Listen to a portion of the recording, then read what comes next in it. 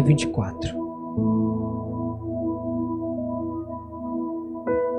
Livro de Josué, capítulo é o número de 24.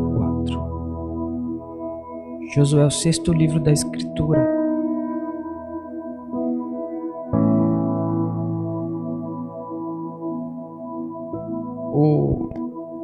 Os versos que vamos ler serão os versos 14 e 15.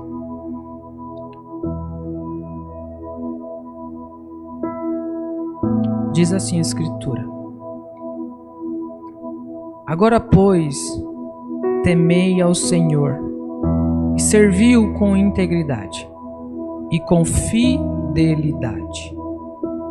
Deitai fora os deuses os quais serviram os vossos pais além do Eufrates e no Egito, e servi ao Senhor.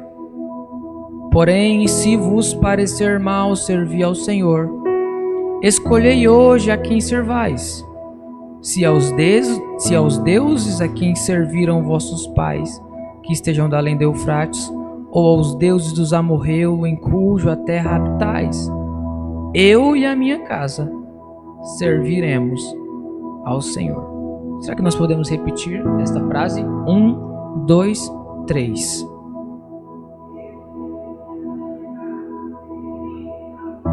Foi um ensaio. De novo. 1, 2, 3.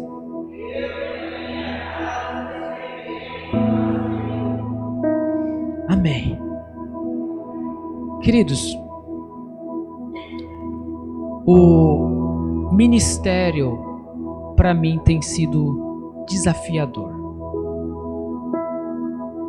Para falar a verdade e ser honesto, eu não tinha ideia de como era desafiador. Na minha cabeça só tinha teoria. Hoje tem a teoria e tem a prática. Na teoria, a gente pensa que tudo vai dar certo e tudo tem que caminhar bem. Mas quando a gente vai para a prática, a gente descobre o quão errado nós estávamos. Mas se tem uma coisa que eu tenho feito, e uma palavra descreve isso, é responsabilidade. E eu tenho um hábito de orar, e eu ministro aqui todos os domingos e as segundas-feiras. E quando eu estou orando, eu falo: Senhor, eu quero falar aquilo que o Senhor quer que eu fale. Eu não escolho um texto aleatoriamente para pregar. Eu falo: Senhor, fala comigo. O que o Senhor quer que eu leve à tua igreja? O que o Senhor quer que eu diga a eles? Porque afinal de contas, eu sou só um instrumento. Como João Batista disse, eu não sou a voz. Na verdade, eu não sou o Cristo. Eu sou só uma voz que clama no deserto. E essa semana eu estava em um dos meus devocionais e eu orava ao Senhor pedindo: Senhor, falta poucos dias para findar o ano. E nós tivemos um ano muito difícil. Falei: Senhor, o que é que o Senhor tem para nós? E o Senhor ministrou no meu coração falar sobre família. E eu creio que nós precisamos dar muita. Esse assunto merece a nossa máxima atenção e o nosso máximo cuidado. Então hoje eu vou pregar de uma maneira bem diferente do que eu costumo fazer. E eu quero conversar com vocês sobre família.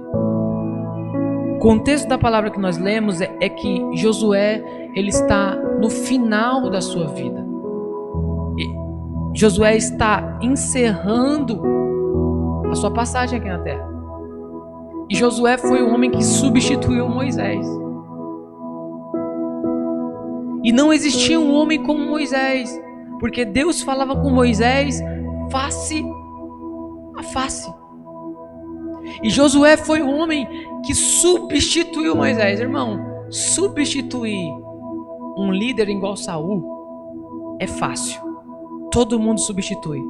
Agora, substituir um líder como Moisés é muito difícil. E Deus deu tanta graça para Josué, e Josué conseguiu fazer aquilo que Deus o designou. E Josué, já depois de ter introduzido o povo na terra prometida, depois de ter tido muitas vitórias, repartido as terras, tudo bonitinho, ele está velho. E ele chega a uma conclusão dizendo o seguinte: este povo precisa fazer uma aliança com Deus. E aí Josué vai convocar a nação e vai dizer assim: olha, vocês precisam fazer um pacto com Deus. Vocês precisam escolher a quem vocês vão servir. Se vocês vão servir os deuses ou se vocês vão servir a Deus. Aí Josué não espera o povo responder, ele diz assim: quanto a vocês eu não sei, mas quanto a mim, eu e a minha casa serviremos ao Senhor. Eu e a minha casa temeremos ao Senhor. E sabe, irmãos, o interessante é que aquele povo, Daniel, eles ouviram, a Bíblia diz que eles ouviram a Josué. Porém, eles não tiveram a preocupação ou o compromisso de passar o que eles aprenderam para gerações futuras. Aquele povo se consertou, mas aqueles pais não conseguiram passar para os seus filhos o pacto feito. E se você conhece de Bíblia, você sabe que por eles não ter passado isso para a futura geração, eles enfrentaram o período dos juízes, o período de maior instabilidade política, econômica e espiritual de Israel. Tudo isso por quê?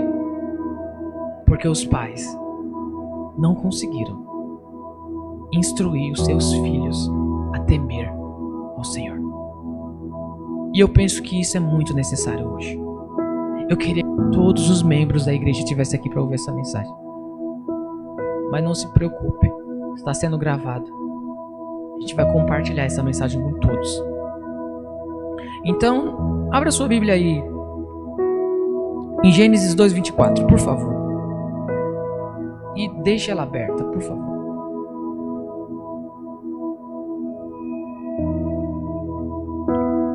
Gênesis 2, capítulo 2, versículo 24. Certo? Antes de ler o texto, preciso explicar uma coisa para vocês. Essa ideia que nós temos de família não nasceu com a gente. Quem criou a família e o casamento não foi os homens. Não veio da nossa mente. Quem criou a família foi Deus. Família foi projetada na mente de Deus. E Deus, tudo que Ele cria é perfeito. E em Gênesis 2:24, Deus vai estabelecer os fundamentos para essa família. Veja o que está escrito aí. Por isso deixa o homem pai e mãe e se une à sua mulher, tornando-se os dois uma só carne. Existem 3 pilares nesse texto que regem a família do ponto de vista de Deus. Preste atenção. Em primeiro lugar, o casamento, a família, é a união entre um homem e uma mulher. Heterossexual. Por isso o homem deixa pai e mãe e une a sua um casamento do ponto de vista de Deus, do preceito de Deus, é entre um homem e uma mulher. Não importa o que o Estado legitime, não importa o que os governantes decidam, do ponto de vista de Deus, o casamento é entre um homem e uma mulher. Nós, como cristãos, nós não apoiamos a união homoafetiva. Nós amamos os homossexuais, mas essa prática nós não concordamos. Porque do ponto de vista de Deus, casamento é entre um homem e uma mulher. Segundo pilar do casamento é que o casamento ele é monogâmico. O texto diz: deixa o homem, pai e mãe, e une a sua mulher. No singular. Monogamia. O homem só precisa de uma mulher. A mulher só precisa de um homem. E irmãos, não sei se vocês lembram de Salomão, porque hoje em dia nós temos muitos argumentos. E o pessoal defende muito aí. Homens de Deus, homens no passado, foram poligâmicos, tiveram mais de uma mulher. Como Abraão, não é? Entre outros. Mas vocês lembram de Salomão? A Bíblia diz que Salomão tinha 300 esposas e 700 concubinas, totalizando quantas mulheres? 1000 mulheres. Pensa, era mulher de tudo que é jeito.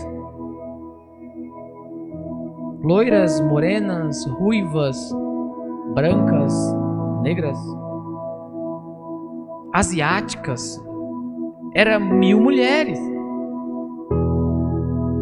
Sabe o que é curioso? Que Salomão podia ficar com uma mulher a cada noite e ele repetia a mulher somente 3 anos depois. E aí você fala assim, esse cara foi o cara mais feliz da terra. Sabe o que ele escreve em Eclesiastes? Que no meio das 1000 mulheres, ele não encontrou nenhuma. Você sabe por quê? Porque não há espaço no coração de um homem para amar mais de uma mulher. Não há espaço no coração da mulher para amar mais de um homem. Por quê, Pedro? Porque o projeto do Criador é monogâmico. Deus nos fez para amar uma só. O projeto de Deus, o casamento do ponto de vista de Deus, ele é monogâmico. E terceiro pilar do casamento é que ele é monossomático. Diz aí que eles tornam-se os dois uma só carne. Monossomático é uma só carne. E o que significa isso? Significa o seguinte: que sexo antes do casamento é fornicação. E a Bíblia diz que quem entra por esse caminho está debaixo da ira de Deus. A Bíblia diz que sexo fora do casamento é adultério e só aqueles que querem se destruir cometem tal coisa. Porém, o sexo dentro do casamento é um mandamento. Está em 1 Coríntios 7, 5. Não vos priveis uns aos outros. Isso significa que você e sua esposa são uma só carne. Monossomático.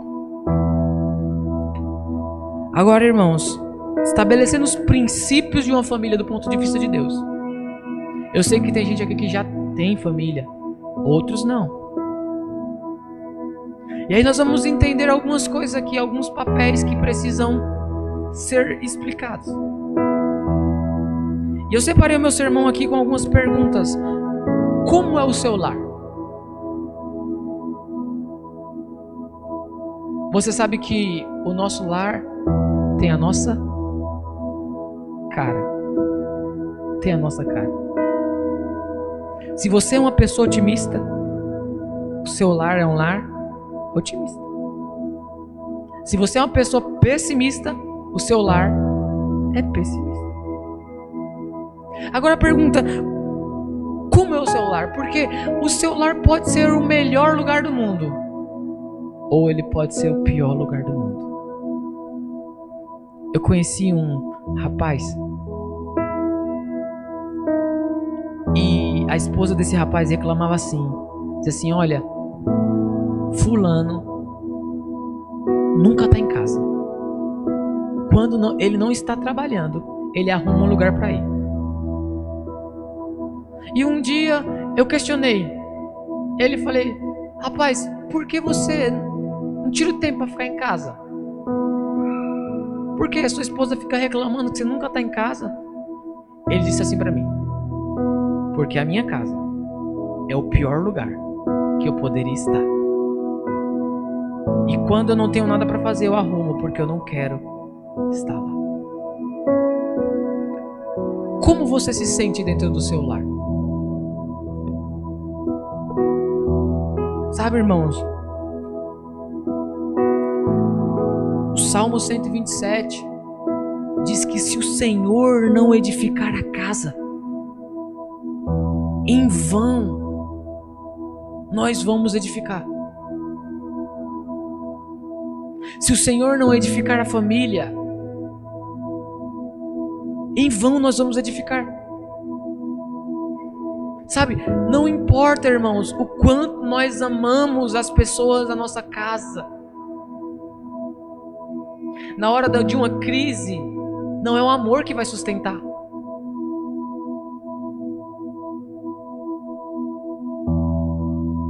Na hora das crises, o que vai sustentar é Deus. Por isso que o salmista diz: se o Senhor não edificar esta casa, vocês vão edificar em vão. Sabe, tem gente que busca muitos métodos, muitas coisas, esquece do principal, de Deus. Ele precisa ser o edificador, Ele precisa ser a rocha, Ele precisa ser o construtor. Vocês não estão construindo, nós não estamos construindo uma casa, um patrimônio, nós estamos construindo um lar. Um lar. E quem precisa ser o edificador desse lar? Deus. Deus. Agora,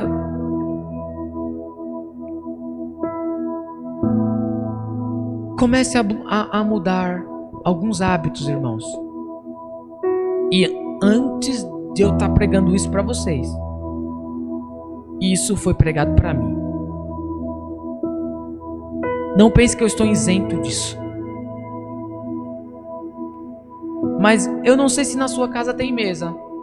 Tem? Mesa de jantar? Vocês usam ela ainda? Não abra mão da mesa de jantar. Mude os hábitos. Tem casa aí que não se usa mais a mesa. Cada um pega o seu pratinho, vai cada um para um canto, come, depois coloca lá na pia. Você sabe por quê? Porque na mesa, irmão, a gente olha todo mundo um no olho do outro.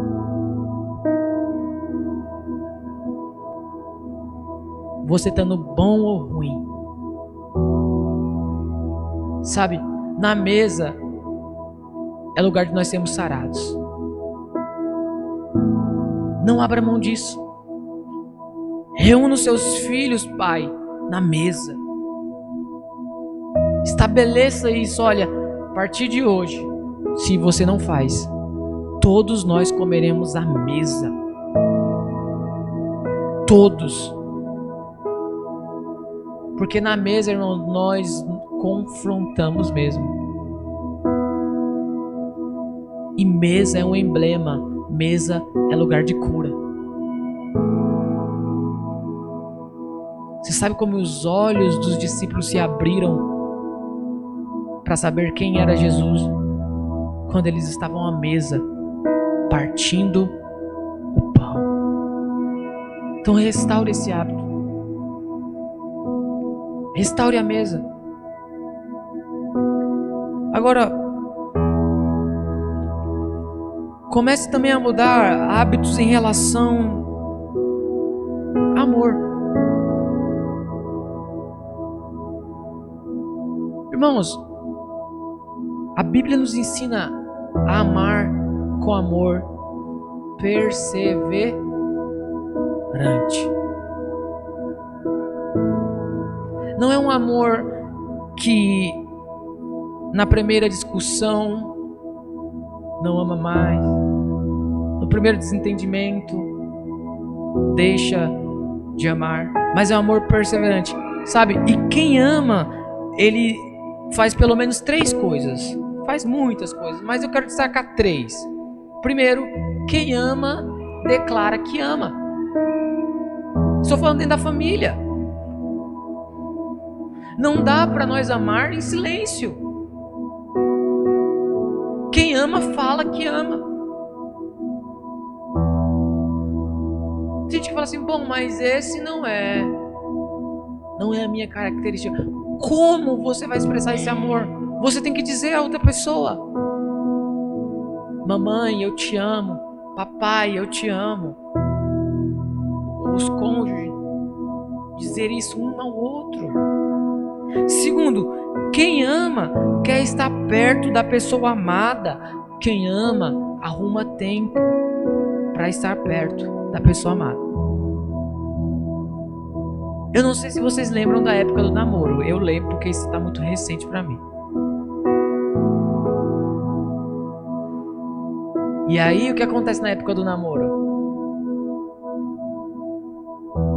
A irmã manda uma mensagem e diz o quê? Tô com saudade. Aí você lê a mensagem e fala assim, poxa, não dá não, tô sem tempo. Aí ela fala assim, arruma um tempo. O que você faz? Você arruma o tempo. Não é assim? Você dá um jeito. Você acorda mais cedo. Você adianta algumas coisas e você vai. Por quê? Porque você ama.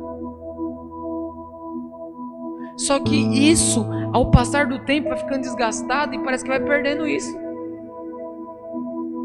Sabe, a média do brasileiro hoje é olhar o smartphone 150 vezes por dia. 150 vezes. Eu tô falando de uma média. E às vezes não se para olhar no olho da pessoa que mora com você. Diz assim, eu te amo. De olhar nos olhos. De ter esse cuidado. Mas nós olhamos 150 vezes por dia no smartphone. Sabe? Quem ama não é que nem o rapaz que eu dei o exemplo aqui. Quer estar longe. Quem ama quer estar perto. Quem ama arruma tempo. Às vezes a esposa fala pro marido assim, olha, eu preciso de um tempo com você. Vamos sair. E você não dá. Eu tenho que trabalhar, tenho que arrumar isso. Meu irmão, minha irmã. Deixa esse trabalho aí. Dá um jeito um dia só. Vai. Sabe? Pega o carro. Leva essas crianças lá no Natal Luz. Leva esses meninos lá. Deixa eles olhar aquelas luzes. Sai. Quem ama prioriza a pessoa amada.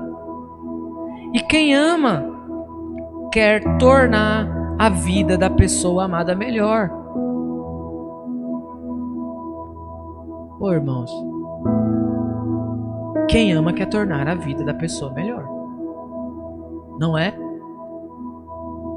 Você não deseja mal para a pessoa que você ama. Você deseja o melhor. Agora, veja comigo, uma segunda pergunta. Como nós tratamos a nossa família dentro do nosso lar? Porque essa decisão é muito importante, irmãos, muito importante. Do ponto de vista humano, eu acho que cuidar da família é a nossa maior necessidade do ponto de vista humano. Porque nós podemos ter as vitórias mais expressivas da vida. se nós fracassarmos no território da família, nós perdemos. Cada pai é pastor da sua casa. Cada pai é o sacerdote da sua casa, é o provedor da sua casa. O pai é responsável por levar a família até Deus. E você já percebeu uma coisa? Você já percebeu da dificuldade que nós temos em elogiar as pessoas? Você tem essa dificuldade? Responda aí pra você. Principalmente as pessoas que nos rodeiam, os de perto. Você já percebeu da dificuldade que nós temos em elogiar as pessoas? E eu quero muito ler um texto com vocês. Cantares. Já abriu em Cantares? É um livro poético. Cantares 4:7. Olha o que Salomão diz. Se você não quiser, não precisa abrir. Mas marca aí. Cantares 4:7. Olha o que ele diz. Tu és toda formosa, querida minha, e em ti não há defeito. Tá aberto aí, Dani? Olha isso. Cantares 4:7. Olha o que Salomão está falando.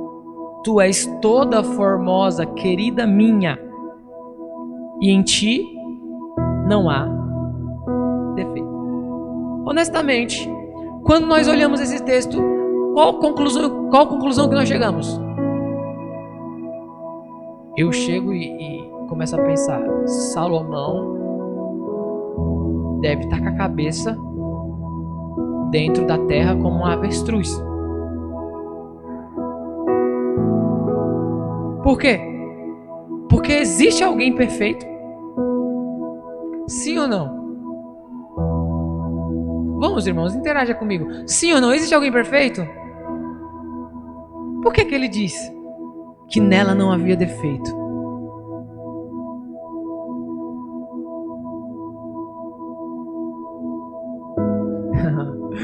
Irmãos, o amor não se concentra nos defeitos, e sim nas virtudes. Olha, se você olhar para mim, olhando meus defeitos, você não vai me amar. Se você olhar para mim e enxergar os meus defeitos, agora quando a gente foca nas qualidades, nas virtudes, nós amamos. E Salomão está elogiando a sua amada, dizendo o seguinte: olha, tu és formosa e em ti não há defeito. E notem uma coisa, Salomão está falando isso olhando no olho dela e falando. Salomão não está elogiando ela para os amigos, para a família, mas ele está falando para ela. Porque eu sei que você elogia. Às vezes você elogia e diz assim: a minha mulher é uma bênção, os meus filhos é uma bênção, mas você elogia para terceiros. E quem precisa ouvir isso? A pessoa que está sendo elogiada. Deixa eu te fazer uma pergunta. Qual foi a última vez que você elogiou a sua mulher por ela ser uma boa dona de casa? Aí vocês vão olhar para mim e vão perguntar o seguinte: mas é obrigação. Ela tem que ser uma boa dona de casa. Sim. Mas eu pergunto a você: todas as mulheres são boas donas de casa? Qual foi a última vez que você elogiou a sua? Qual foi a última vez, mulher, que você elogiou o seu marido por ele pagar as contas em dia? Por não faltar alimento? Aí você pergunta novamente: é a obrigação dele? É. Mas tantos maridos falham nisso. E a gente tem que começar a cultivar isso. Não só dentro da família, mas que isso reverbere para a igreja. Elogiar. Inclusive, meu irmão Marcos, eu quero te elogiar, viu? Você tem feito um ótimo trabalho. Parabéns, que o Senhor te abençoe. Porque se nós ficar olhando para os defeitos, irmão, é por isso que tem tanto divórcio. 1 a cada 3 casamentos e termina em divórcio, segundo o IBGE. Se a gente começar a mudar os hábitos, talvez melhore. Se a gente começar a olhar com outros olhos, talvez melhore. Irmãos, eu tenho pouca experiência. Pouca mesmo. Só que o que eu tenho ouvido, o que eu tenho visto, eu posso lhes confirmar que mais da metade dos problemas que chegam até nós tem a ver com família. Mais da metade dos problemas que chegam até nós tem a ver com família. É marido querendo divorciar. É filhos rebeldes. É nora que não gosta da sogra. É muito gritante, irmãos. Porque nós ainda não aprendemos o conceito bíblico sobre família. Alguns aqui não tiveram oportunidade de construir a sua família sobre a rocha ainda, porque quando casaram não conheciam Jesus. Fizeram escolhas e não tem como mudar hoje. E aí nós só oramos, pedimos e cremos no milagre. Mas nós, jovens, para nós isso faz toda a diferença. Toda a diferença. Qual foi a última vez você ter elogiado seu marido por ele ser um homem de Deus? Por ela ser uma mulher de Deus? Nós temos que rever os nossos conceitos.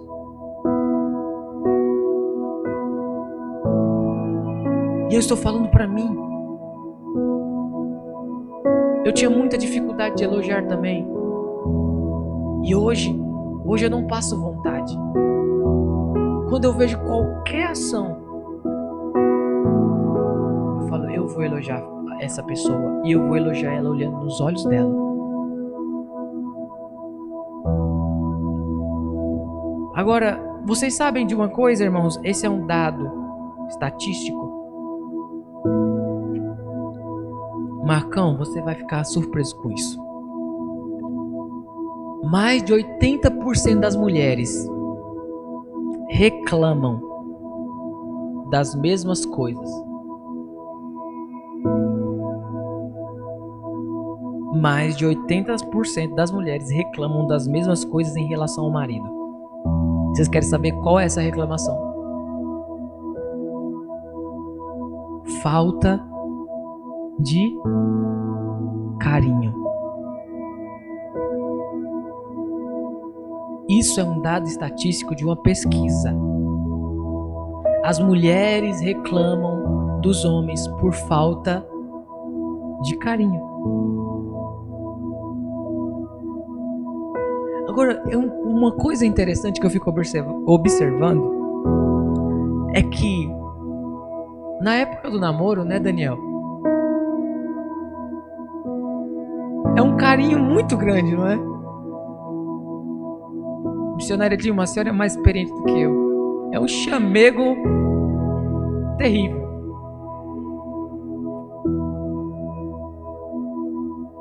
Aí quando casa,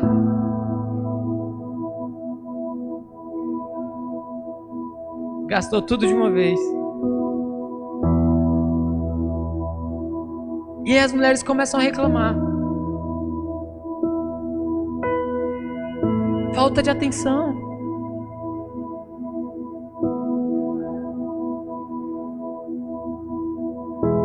Sabe, irmãos, eu acho que nós poderíamos sair daqui com o compromisso de ser um pouco mais carinhoso, não? Eu não estou falando só de marido para mulher, não. Eu estou falando de marido para os filhos, de pais para os filhos. O rapazinho cresce, não tem mais carinho com a mãe, não tem mais carinho com o pai, não é assim? Tem vergonha. nós precisamos ser mais carinhosa. Nós temos perdido isso. Gente, mais de 80% é muita coisa. Às vezes o que a tua esposa precisa é só de um carinho, de um abraço. Quantas vezes você e eu, nós, estamos preocupados com tanta coisa e a pessoa só quer um abraço.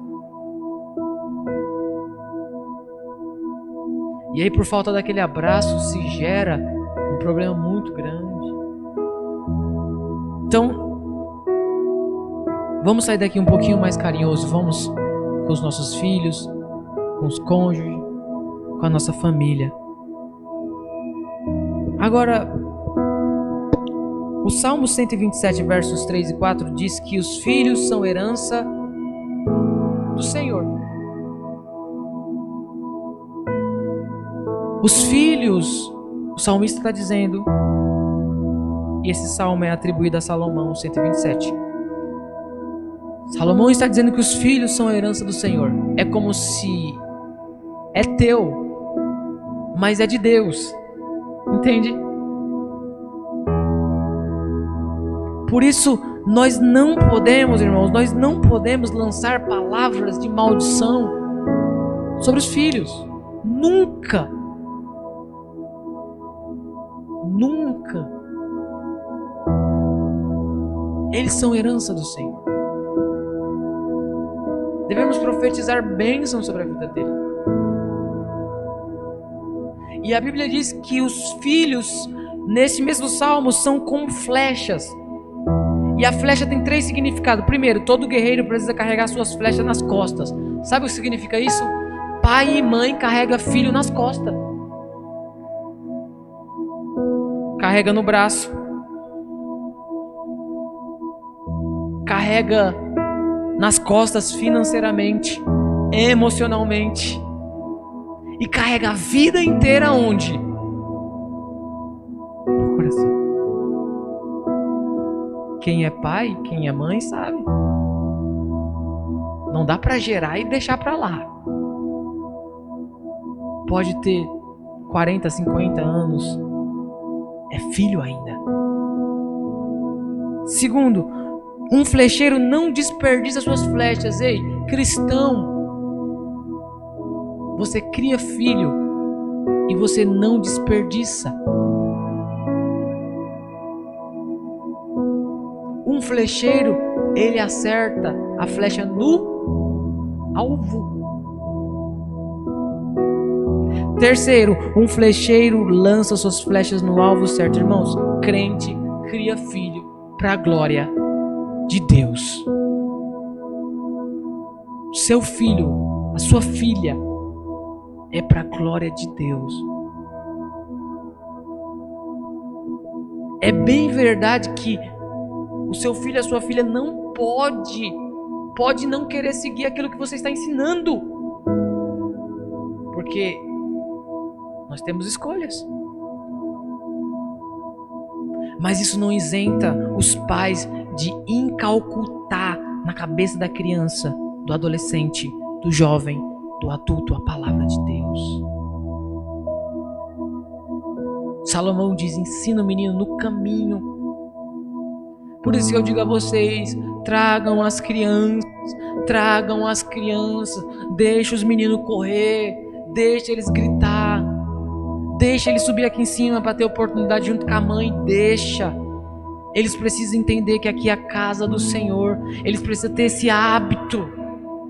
Ensine canções da igreja para eles, ensine eles a adorar, a levantar as mãos, a honrar o Senhor desde criança. Às vezes nós ouvimos assim: não, é tão frágilzinho, é tão pequenininho, não vou levar a igreja não, a igreja é perigosa. Sabe, irmãos, não, traga a criança, traga o menino. Eu fui levado para a igreja desde que eu nasci. Sabe, não fiquei surdo não tenho problema de audição nenhuma não, muito pelo contrário, sou músico. Então Faça isso, pais. Assuma esse compromisso. Eu vou levar o meu filho, eu vou levar a minha filha à casa do Senhor. Porque Salomão disse: se você instruir a criança no caminho, quando ela ou ele crescer, não se desvia. Está escrito na palavra de Deus. Agora, falar dos filhos, esse do 20, versículo 12, diz que os filhos têm que honrar e respeitar e obedecer os seus pais. É o primeiro mandamento com promessa que diz: honra o teu pai e tua mãe para que os seus dias sejam prolongados, prósperos na terra. Então, para nós filhos, quem é filho? Todo mundo aqui é filho, né? Todo mundo tem pai e mãe. Quer ser próspero? Honre o pai e sua mãe. O que é honrar? É você reconhecer o valor. É um princípio da honra. Vou contar uma experiência para vocês. Há alguns anos atrás, comecei a sair sozinho. E mamãe ligava toda hora. Mandava mensagem. Onde você está? Com quem você está?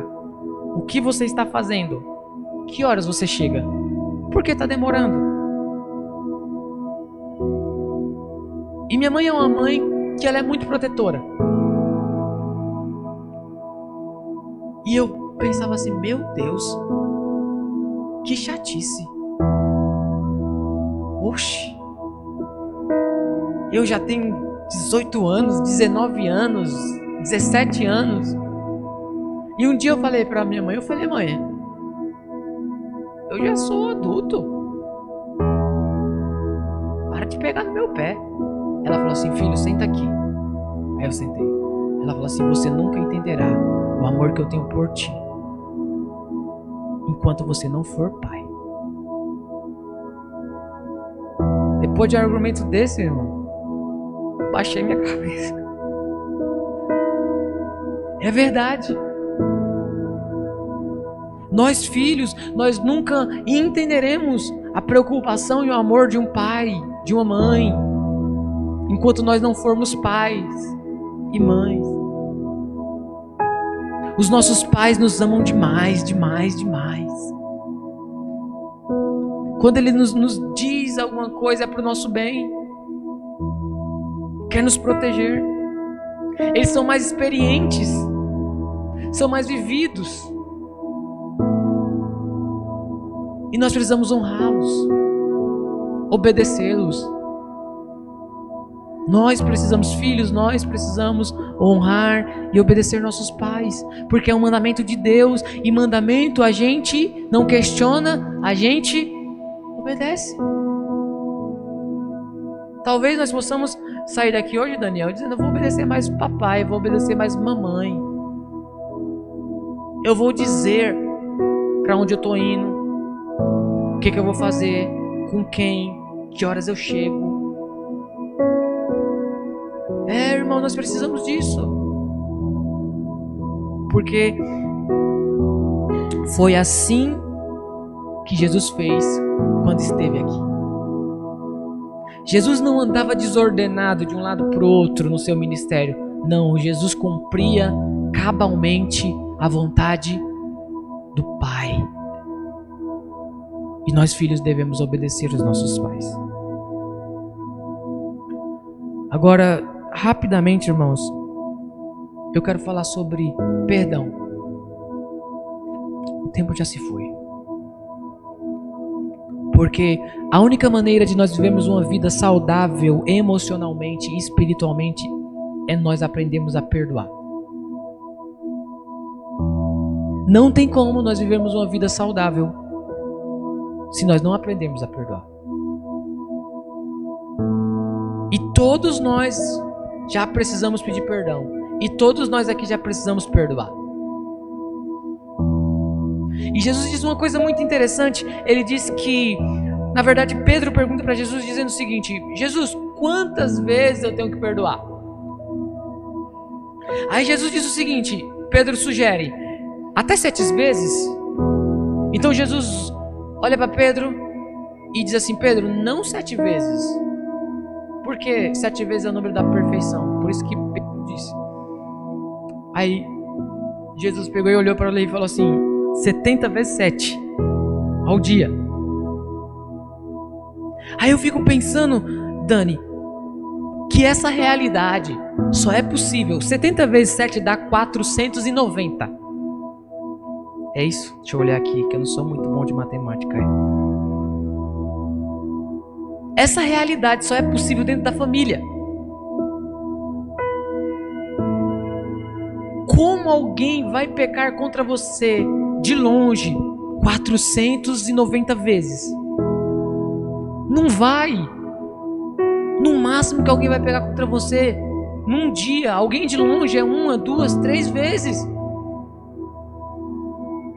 Mas dentro de casa nós convivemos com a pessoa. E Jesus está dizendo que nós precisamos perdoar, se possível for, 490 vezes ao dia. Perdoar. Às vezes você precisa perdoar seus pais.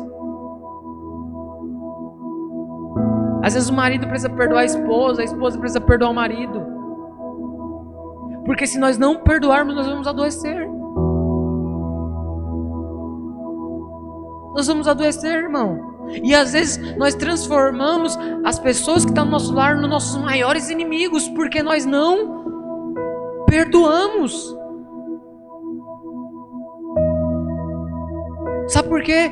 Porque nós decepcionamos as pessoas e as pessoas nos decepcionam. É impossível você conviver e não ferir. Uma hora ou outra vai acabar ferindo. Mas nós precisamos aprender a perdoar. Gente, tem muitas pessoas vivendo com um fardo enorme nas suas costas. Eu falo isso porque eu escuto, porque eu vejo, porque eu aconselho. Simplesmente pelo fato de não perdoar. É filho que enterrou pai sem perdoar. Imagina a culpa que esse homem está vivendo. Acerte as contas. Hoje, amanhã é tarde. Perdoe. Libere perdão, peça perdão. Nós precisamos disso. Eu ia falar de comunicação. Eu só vou falar um texto aqui para dizer a vocês. Tiago 1,19 diz: sabei essas coisas, meus amados irmãos. O homem, pois, seja pronto para ouvir, tardio para falar e tardio para se irar. O segredo da boa comunicação está aqui. Pronto para ouvir, tardio para e tardio para se irar. Pronto para ouvir. Porque no muito falar tem tropeço. Nós precisamos aprender isso dentro de casa. Vou te dar um exemplo muito simples. Irmão Edson, o senhor vai levar a sua esposa para o salão de beleza. É um exemplo. Você deixa ela lá. Você fala para ela assim: minha amada, quando você estiver pronta, me liga que eu venho te buscar. Ele vai embora, vai cuidar das coisas, das obrigações. Ela pega e liga para ele e fala assim: querido, pode vir, eu estou pronto. O irmão chega na frente do salão, espera 15 minutos. A irmã sai, entra no carro. Qual que é a atitude via de regra? Por que você demorou? Tu não sabe o que eu tenho que fazer? Agora eu vou mudar o exemplo, vou mudar. Se for um estranho, a mesma situação. Quando ele entra no carro, você faz o quê? Ele vai falar assim: "Oh, desculpa a demora." Você vai falar o quê? Foi nada, rapaz. Vocês estão vendo? Quando nós deveríamos ter mais paciência com as pessoas da nossa casa. Quando nós deveríamos tratar melhor os nossos. Pronto para ouvir, irmão. Escute antes de falar. Entenda antes de você soltar um monte de balas.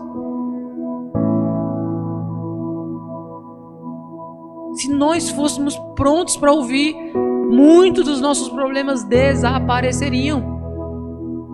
Por quê? Nós não esperamos. Nós julgamos. E aí nós falamos. Pronto para ouvir, tardio em falar e tardio a se irar. Você conhece gente que tem um pavio curto? Outros não tem nem pavio. A Bíblia nos ensina a ser tardio na ira, irmão. Tardio. Ter paciência. Sabe o que significa longanimidade? Significa ânimo espichado ao máximo. É você ser longânimo. É você ter aquela paciência, aquela dificuldade de você se irar. Quando nós aprendermos isso aqui, a nossa comunicação ficará melhor. E você sabe de uma coisa? Sabe qual é a prova de que você e eu estamos conduzindo a nossa família ao céu?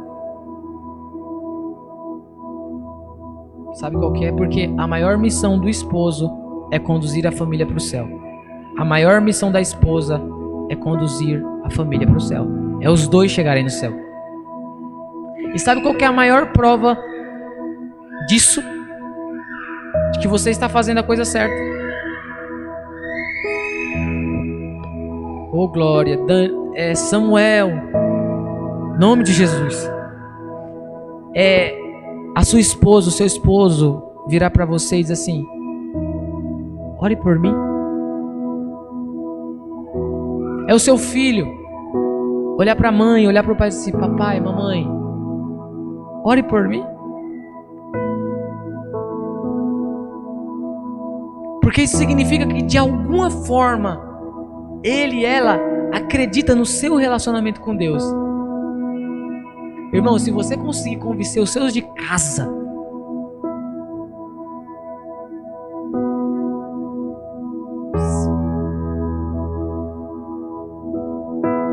porque os de casa nos conhecem. Quando você vê um marido olhando para a sua esposa, ora por mim. O esposo olhando para a esposa olhando para o esposo, os filhos falando aos pais. Você pode ter certeza, ali tem um homem, ali tem uma mulher de Deus. Sabe por que é tão difícil converter as pessoas de casa? É porque às vezes há um divórcio enorme naquilo que nós falamos e naquilo que nós fazemos. Dentro da igreja nós somos fogo, manto. Chegar em casa é autoritário, é rude, é grosseiro. E aí nós achamos que a nossa maior missão é passar uma espiritualidade teatral, enquanto a nossa maior missão é conduzir os nossos, é amar os nossos, é cuidar dos nossos, é instruir os nossos. E nós precisamos de graça, irmão, porque não é fácil. Precisa ser com amor perseverante. Você precisa perdoar, você precisa abrir mão, você precisa às vezes engolir palavras Você precisa, às vezes, fingir que não ouviu. Tudo porque você ama Cristo e você ama a sua família. Eu quero concluir lendo o Salmo 128. Você pode abrir? Salmo 128.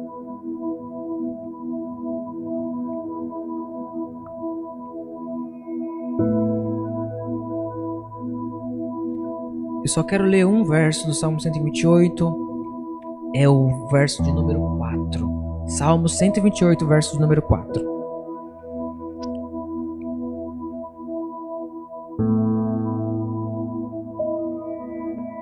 Diz o seguinte: eis como será abençoado o homem que teme ao Senhor. Não diz, eis como será abençoado o homem mais rico da cidade. Eis como será abençoado o homem mais inteligente, culto, sábio, estudado. Mas eis como será abençoado o homem e mulher que teme ao Senhor.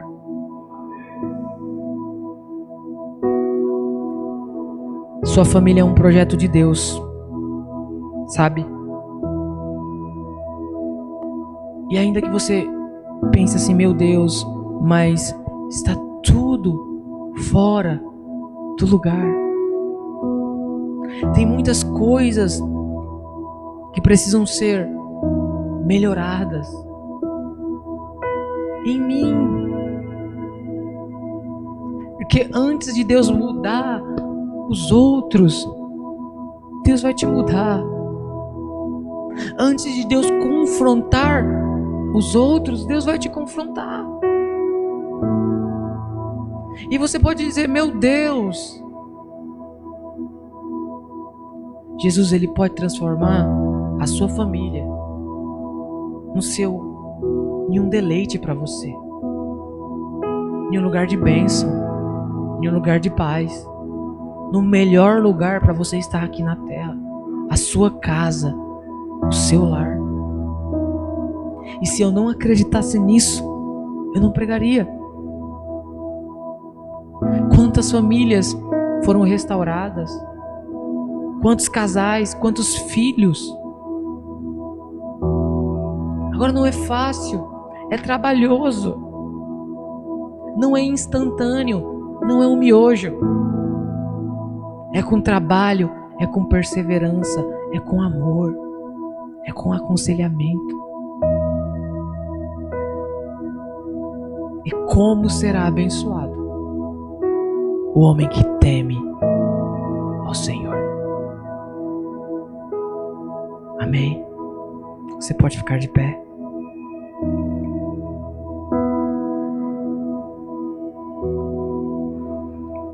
Amanhã nós temos culto de ensinamento às 19 horas, certo? E vocês sabem que sexta-feira é dia 31, é isso? Sexta-feira? É?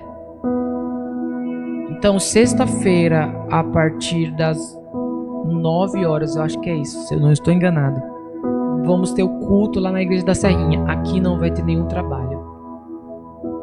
Sexta-feira, a partir das 9 horas, 21 horas, vamos ter culto na igreja. Esse culto vai ser até a meia-noite. Então nós vamos, na transição de ano, nós vamos estar na igreja, celebrando, certo? Temos também, que a pastora me orientou, a questão da nossa festa, da nossa confraternização. Não vou fazer isso, porque vou fazer isso amanhã. Mas quem for participar amanhã, certo? Nós vamos anotar o nome. Vou deixar uma pessoa responsável por fazer isso. Então, quem for participar vai dar o nome. E aí a gente vai ver ainda se vai acontecer ou não vai acontecer. Mas de toda forma haverá sim um culto. Vocês entenderam? Então o culto vai ter de qualquer forma. Amanhã a pastora Ruth vai estar aqui, ela vai falar melhor sobre a festa, tá bom? Alguém tem algum pedido de oração específico? Eu e a minha? Você e a sua casa. Vamos orar pelas famílias, vamos orar pelo culto. Vamos orar para que o Senhor nos dê da sua graça, nos ajude a cumprir aquilo que diz a palavra dele. Sabe, irmãos? Aqui não há nenhum juiz apontando um dedo e dizendo você precisa fazer isso, precisa fazer aquilo. É a própria palavra que nos corrige. Aqui ninguém é fiscal de ninguém. O próprio Espírito Santo é responsável por fazer isso. Eu sei no que eu preciso melhorar. Você sabe o que você precisa fazer, não sabe? Vamos trabalhar, vamos orar, vamos pedir a Deus para que Ele nos ajude. Amém? Você pode orar comigo? Senhor Jesus, nós já te damos graça, Pai, por esse momento, por este culto, por essa oportunidade. Senhor, obrigado pela vida de cada família, de cada irmão, de cada irmã, de cada filho, de cada pai, de cada ancião que entrou por essas portas, Senhor Jesus. Pai, nós precisamos melhorar, nós precisamos, Senhor, da Tua graça, Senhor. Nós precisamos da Tua graça para perdoar, para amar, para cuidar melhor, Senhor, da nossa família, da nossa casa, dos nossos. Senhor, nos ensina a amar, Senhor, com amor ágape, com amor sacrificial. Senhor, nos ajuda nas nossas fraquezas. Pai, nos ajuda, Senhor, para que nossa casa seja um deleite, para que nossa casa, Senhor, exale a glória de Deus, para que nossos filhos sejam uma bênção, Senhor, para que aqueles que não foram salvos ainda sejam alcançados pelo poder da graça de Jesus. Senhor, nos despede em paz, acampa o Teu anjo, nos dá um livramento, nos dá uma noite de paz, para a glória do Teu nome. Todos dizem: o amor de Deus o Pai, a graça do Senhor Jesus Cristo Filho, a comunhão e a consolação do Espírito Santo sejam com todos, e todos digam...